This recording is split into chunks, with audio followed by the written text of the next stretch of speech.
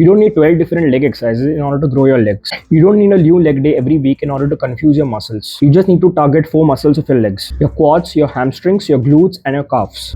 Train them hard with progressive overload and get out of the gym. That's it. What's up guys, Sharma here, and in this video I'm going to talk about why 4 leg exercises are just enough in order to grow your legs. And I will walk you through the actual science of why more isn't necessarily better and show you the exact split that I follow. That is the sets, the reps, and the exact logic behind every exercise. So by the end of this video, you will be able to build your own exact version of the workout and stop wasting time in the gym. So let's cut through the nonsense and let's get started. So let's simplify what leg day actually trains. So your legs are made up of 4 muscle groups. Your quads, that is the front of the thigh responsible for knee extension. So your hamstrings, that is the back of the thigh responsible for hip extension and knee flexion. The third one are your glutes, trained heavily alongside your quads and your hamstrings in almost every compound lift. And the fourth are your calves, that are made up of 2 muscles, the gastrocnemius and the soleus, both needing direct work. You don't need 5 different quad exercises or 6 different hamstring variations or 8 different calf exercises to cover this. You just need 1 strong quad dominant movement, 1 strong hip hinge movement for your hamstrings and glutes, 1 or 2 isolation movements to finish off what the compounds don't fully reach, and direct calf training because calves are stubborn and don't get stimulated by squats alone. So everything past this is just adding fatigue without adding much muscle. So why more exercises doesn't mean more growth. This is the part most people get backwards. Muscle growth is driven by more mechanical tension over time, not by variety, not by muscle confusion, or not by hitting a muscle from 15 different angles. So every extra exercise that you add onto a workout costs you 3 different things: more fatigue for the same or less stimulus. If your hack squat and leg press are training your quads almost identically, doing both doesn't double your quad growth.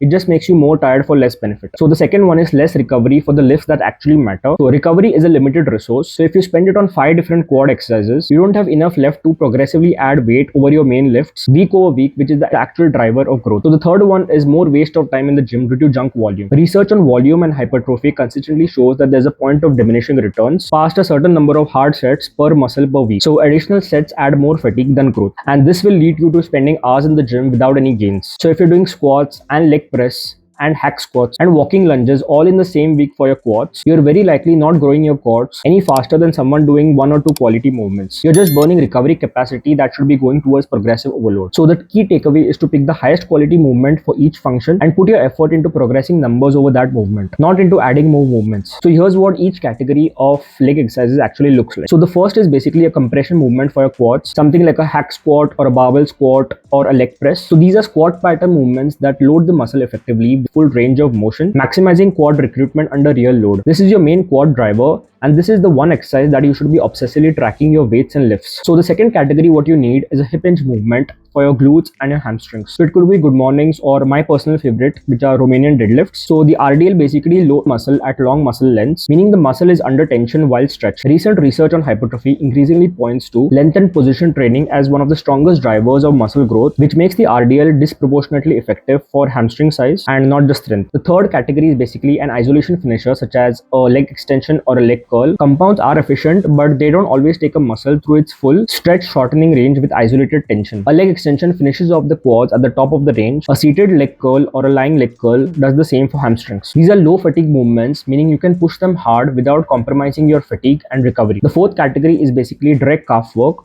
So these can be standing calf raises or seated calf raises. So the calves are extremely undertrained by your compound lifts and they need direct volume such as a full stretch at the bottom and a hard peak contraction at the top. Standing calf raises basically bias the gastrocnemius, which is the bigger visible calf muscle, while the seated calf raises biases the soleus. So training both angles covers the full calf muscles. So here's the exact split which I follow for my leg workout. So the workout that I follow on Wednesday would be 3 sets of hack squat or a barbell squat, 3 sets of leg extensions, 3 sets of seated leg curl for your hamstring, and 4 sets of standing calf raises. And the workout that I follow on Saturday would be 3 sets of Romanian deadlift, 3 sets of leg extension, 3 sets of lying leg curls, and 4 sets of seated calf raises. So if you notice the pattern here, my workout on Wednesday would be a hamstring and a glute focused workout, whereas my workout on Saturday would be a more quad focused workout. The quads are hit with a compression movement, which is a hack squat or a barbell squat on Wednesday, and a hamstring or a glute dominant hip hinge movement, which is a Romanian deadlift on Saturday. So the quads and the hamstrings each get a heavy compound day plus isolation work across the week. Leg extension appears in both days. It's a low fatigue, high stimulus movement that doesn't compromise recovery, and I alternate leg curls between seated leg curls and lying leg curls. So these hit the hamstring slightly differently based on the hip and knee position, giving a bit of variation without adding a whole extra exercise. And the calves get trained twice a week